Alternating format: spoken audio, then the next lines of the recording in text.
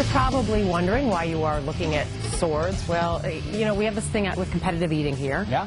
We know that that's a sport, but swallowing metal, we're not quite certain about that, right? Yeah. Well, we got to talking about that this morning, and here's my take on that. Anything that you do, and you know that in the process you can die, I think it qualifies as a sport. Well, we had to bring somebody in to sort of quantify the debate, make sure that we were right in this. Yeah. Dan Meyer, a sword swallower. Really, a sword swallower. Why would anyone want to do this? Why? I had been a fire eater for about 25 years. Why would anybody want to be a fire eater? Well, that's not the whole story. But back in '98, when I heard there were less than a dozen sword swallowers left, and there were about 2 or 3 fire eaters in every major city around the world. Yeah. So multiply that times 50,000 cities, there's probably 150,000 fire eaters around the world. But when I heard there were less than a dozen sword swallowers left in the entire world back in '98, I decided I've got to do that. That became my Mount Everest. I want to ask you how you learn to do this. I know we have video of you doing it underwater, which is amazing. Maybe we can show that while you tell us. Because it's not hard enough to do it. Yeah. This is with Ripley's, believe it or not. They sponsored it at the Ripley's Aquarium in Myrtle Beach. We just did this here a couple weeks ago.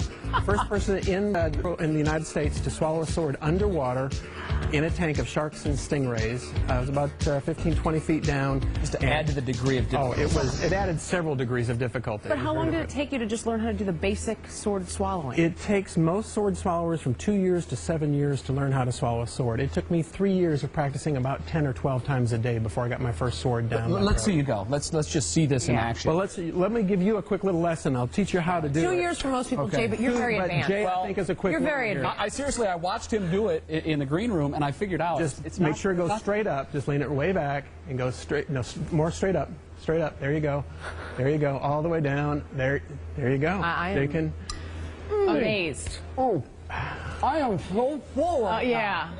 Cough it up, Jay. Yeah.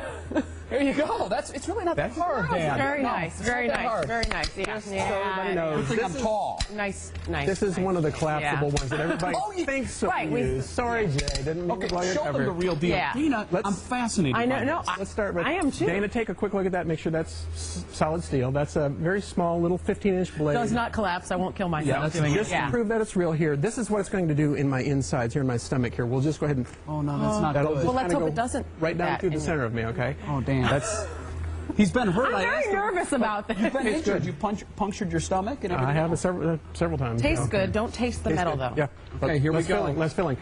What I'm going to do is I will put the blade down behind my throat into my oral cavity, slide it down my throat, repress the gag reflex here, slide it behind my Adam's apple, behind my voice box, down to my epiglottis, flip back my epiglottis so it doesn't go into my lungs, down my esophagus, repress the peristalsis reflex, slide it between my lungs, and actually nudge my heart to the left. If you watch carefully, you can see the blade beat with the heart.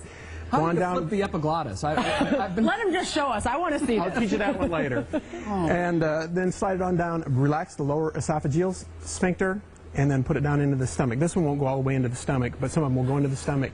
And I'm nervous. I am too. I'm nervous for you, Dan. Now that's in medical terms. In common terms, I'm going to ram a foot and a half of solid steel down my gullet to tickle the bottom of my tummy. Are you ready? Yeah. Here goes. Oh my God. Oh God! Don't bend over, Dan. Oh my God! I have no other word for it. Oh my goodness. Now that's just a little tiny. Let's do something a little bit bigger. You know what? We don't have time right now. I don't know if I have apologize. the stomach to watch I know. anything. We're going to make you do this for us. We don't have time right now because we have to get to Sage real quickly. Maybe while I'm reading this, we can show video of you doing the larger sword because we just want to let people know. Go ahead. If we can take a shot of Dan doing this, I'll let people know.